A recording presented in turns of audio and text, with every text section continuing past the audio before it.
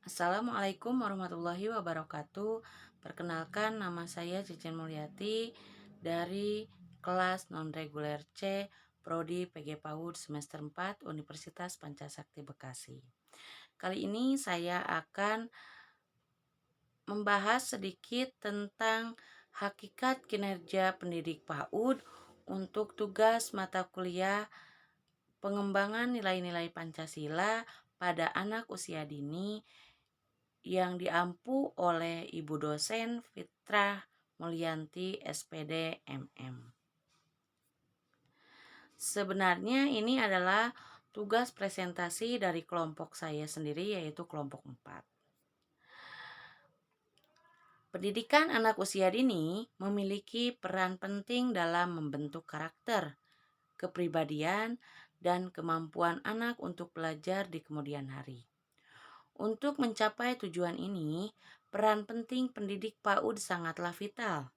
Guru PAUD berperan sebagai pendidik, pengasuh, dan fasilitator dalam membantu anak-anak usia dini untuk tumbuh dan berkembang. Definisi hakikat kinerja guru. Hakikat, inti atau esensi dari sesuatu yang menjadi dasar atau substansi dari keberadaannya. Istilah ini sering digunakan untuk merujuk pada sifat atau karakteristik yang mendasar dari suatu hal atau fenomena. Dalam banyak konteks, hakikat sering dikaitkan dengan makna lebih dalam untuk dan universal. Sedangkan kinerja dapat diartikan sebagai hasil kerja yang dicapai oleh seseorang atau kelompok dalam melaksanakan tugas atau pekerjaan yang diberikan. Istilah kinerja sering digunakan dalam konteks dunia kerja untuk mengukur seberapa efisien dan efektif seseorang atau sekelompok dalam mencapai tujuan dan memenuhi standar yang telah ditetapkan. Definisi hakikat kinerja guru. Hakikat kinerja guru PAUD merujuk pada esensi dan sifat yang mendasar dari kinerja seorang guru pada jenjang pendidikan anak usia dini. Istilah ini mencakup inti dari apa yang harus dicapai oleh seorang guru PAUD dalam melaksanakan tugas dan tanggung jawabnya untuk anak usia dini. Seorang guru PAUD mampu merencanakan, melaksanakan, dan mengevaluasi pembelajaran serta membangun hubungan emosional dan interaksi yang positif dengan anak-anak dan orang tua. Aspek-aspek kinerja pendidik PAUD. Ada 3 aspek, yaitu yang pertama, kemampuan merencanakan. Jadi sebagai seorang guru, wajib hukumnya untuk merencanakan suatu pembelajaran. Ada yang dinamakan rencana pembelajaran untuk harian, untuk mingguan, untuk semester, dan juga untuk tahunan. Yang kedua, ada kemampuan melaksanakan. Guru juga dituntut untuk mampu melaksanakan apa yang sudah direncanakan. Dan yang ketiga adalah kemampuan mengevaluasi. Setelah merencanakan dan melaksanakan pembelajaran, maka guru tugasnya yaitu mengevaluasi hasil kerja anak didik dari mulai perencanaan, pembelajaran, dan praktik-praktiknya. Teori pendukung hakikat kinerja pendidik PAUD, yaitu ada teori Vygotsky. Teori ini mengatakan tentang pentingnya interaksi sosial dalam pembelajaran anak-anak. Seorang guru PAUD harus menciptakan lingkungan belajar yang kondusif dan memfasilitasi interaksi sosial antara anak-anak untuk membantu mereka memperoleh pengetahuan dan keterampilan. Selanjutnya ada teori dari Brenner.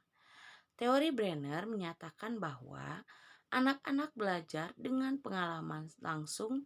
Seorang guru PAUD harus memfasilitasi dan menemukan untuk membantu anak-anak memperoleh pengetahuan dan keterampilan. Jadi, menurut Brenner, kita harus mempraktikkan segala sesuatunya secara langsung karena anak itu butuh sesuatu yang nyata, tidak dalam dunia maya. Menurut Undang-Undang Nomor 20 Tahun 2003 tentang Sistem Pendidikan Nasional Pasal 3 menyatakan bahwa tujuan pendidikan nasional untuk mengembangkan potensi anak secara utuh. Seorang guru PAUD harus memahami tujuan pendidikan nasional dan berusaha untuk mencapainya melalui kegiatan pembelajaran yang sesuai. Sudah diketahui kan bahwa tujuan pendidikan nasional di Indonesia adalah untuk mencerdaskan kehidupan bangsa. Peraturan Menteri Pendidikan dan Kebudayaan Nomor 137 Tahun 2014 tentang Standar Nasional Pendidikan Anak Usia Dini. Peraturan ini memberikan pedoman tentang standar nasional untuk pembelajaran anak usia dini. Seorang guru PAUD harus memahami dan mengikuti standar nasional ini dalam merancang program pembelajaran. Selanjutnya, ada faktor yang mempengaruhi kinerja pendidik, yaitu yang pertama, faktor personal. Jadi, seorang pendidik itu dipengaruhi oleh faktor personal dari guru itu sendiri. Yang kedua, faktor lingkungan kerja. Bagaimana pendidikan itu bisa berhasil atau tidaknya tergantung dari faktor lingkungan kerja. Yang ketiga yaitu faktor kurikulum dan metode pembelajaran. Setiap tahun itu kurikulum selalu berubah-ubah, metode pembelajaran juga berubah-ubah. Yang keempat, faktor dukungan dan supervisi. Jadi selain ketiga faktor di atas ada juga faktor yang harus mendukung dan supervisi. Nah, jadi kesimpulannya, kinerja guru PAUD memiliki peranan yang sangat penting dalam memberikan pendidikan awal yang berkualitas dan sesuai dengan kebutuhan anak usia dini. Seorang guru PAUD perlu terus meningkatkan kompetensi dan penerapan metode pembelajaran yang inovatif agar memberikan pendidikan yang lebih baik.